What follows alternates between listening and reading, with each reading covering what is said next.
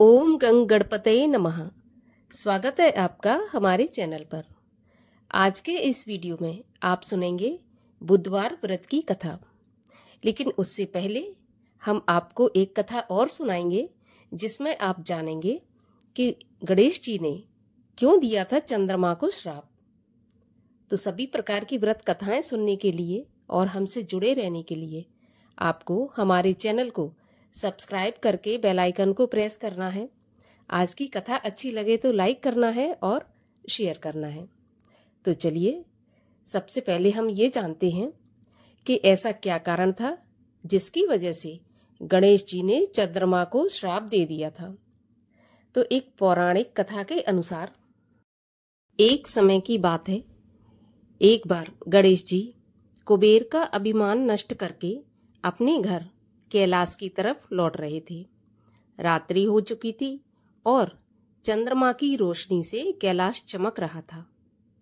तभी रास्ते में उनके वाहन मूषक के सामने एक सर्प आ गया और उस सर्प के भय से मूषक उछल पड़ा और जैसे ही मूषक उछला उस पर विराजमान गणेश जी अपना संतुलन खो बैठे और गणेश जी नीचे गिर गए। इसके बाद वे जल्दी से उठकर खड़े हुए और इधर उधर देखने लगे कि कहीं किसी ने उन्हें गिरते हुए देखा तो नहीं है। ये देखकर वे संतुष्ट हो गए कि उन्हें किसी ने नहीं देखा। तभी अचानक से उन्हें जोर जोर से हंसने की आवाज सुनाई दी। उन्होंने चारों तरफ देखा परंतु कोई दिखाई नहीं दिया। फिर गणेश जी ने आसमान की तरफ देखा तो क्या देखते हैं कि आसमान में चंद्रमा उनके ऊपर जोर जोर से हंस रहा है।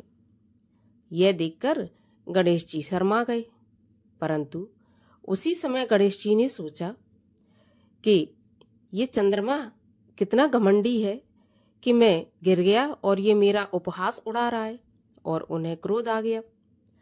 तभी उन्होंने चंद्रमा से कहा कि चंद्रमा, तू कितना घमंडी है, मेरी सहायता करने की बजाय तू मेरा उपहास कर रहा है। तो वे अत्यंत क्रोधित हो गए और बोले, तुम मेरी लाचारी पर हंस रहे हो, यह तुम्हें कदापि शोभा नहीं देता। किसी की परेशानी का उपहास करना देवताओं का नहीं बल्कि दैत्यों का काम है। मैं तुम्हें श्राप देता हूं कि तुम्हें जिस चांदनी का घमंड है, आज के बाद तुम उस चांदनी को खो दोगे। ऐसा श्राप गणेश जी के मुंह से निकला और तुरंत ही हकीकत में बदल गया।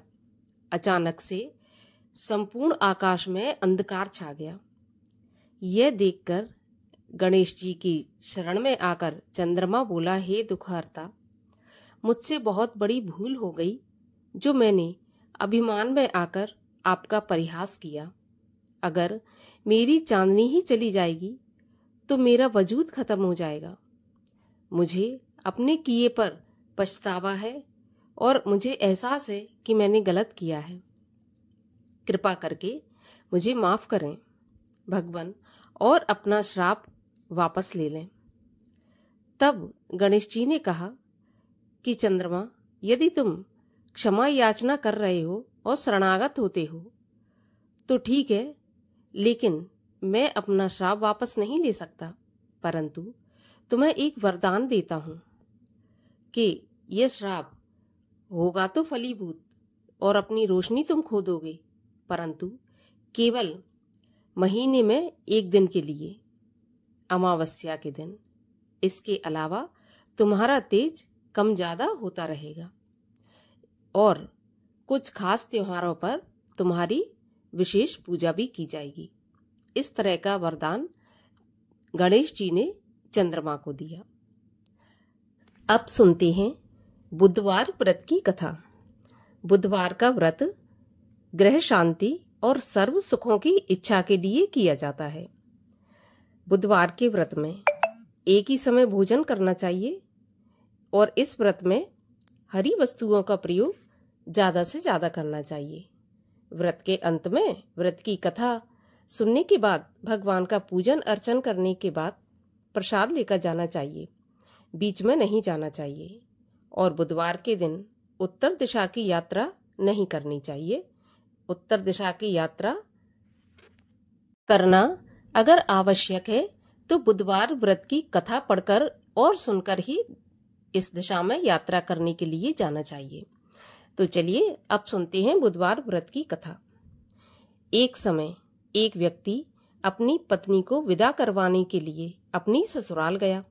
वहां पर कुछ दिन रहने के बाद उसने सास ससुर से अपनी पत्नी की विदा करने के लिए कहा, परंतु सबने कहा कि आज बुधवार का दिन है, आज के दिन नहीं जाया जाता। लेकिन वह व्यक्ति नहीं माना और अपनी जिद करके बुधवार के दिन ही पत्नी को विदा कराकर अपने नगर के लिए चल पड़ा। रास्ते में उसकी पत्नी को प्यास लगी तो उसने अपने पति से कहा कि मुझे बहुत जोर से प्यास लगी है। तब वह व्यक्ति लोटा लेकर रथ से उतरकर जल लेने चला गया।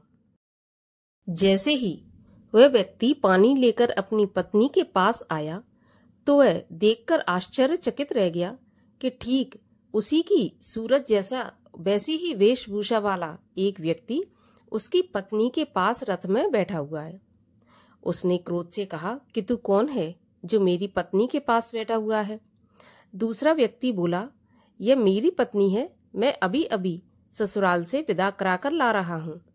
वे दोनों व्यक्ति आपस में झगड़ने लगे। तभी राज्य के सिपाही आए और लोटे वाले व्यक्ति को पकड़कर ले गए। स्त्री से पूछा, तुम्हारा असली पति कौन है? तब पत्नी शांत रही क्योंकि दोनों ही एक जैसे लग रहे थे। वह किसे अपना असली पति बताती? वह व्यक्ति ईश्वर से प्रार्थना करता हुआ बोला, हे ईश्वर, यह तेरी कैसी लीला है कि एक सच्चा आदमी झूठा बन रहा है।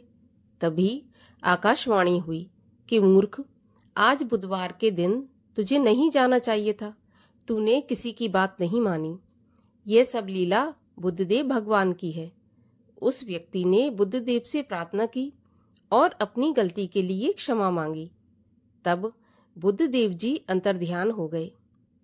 वह अपनी स्त्री को लेकर घर आया और बुधवार का व्रत वे दोनों पति पत्नी नियम पूर्वक करने लगे।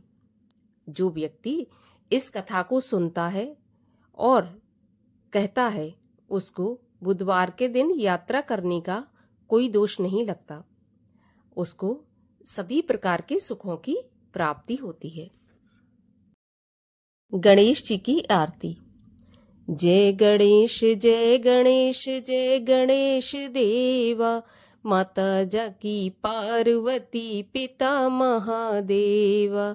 एक दंत दयावंत चार भुजाधारी, मस्तक सिंदूर सोहे मूस की सवारी। जय गणेश जय गणेश जय गणेश देवा, माता जाकी पार्वती पिता महादेवा। अंधन को आँख देत कोढ़िन को काया, बांझन को पुत्र देत निर्धन को माया।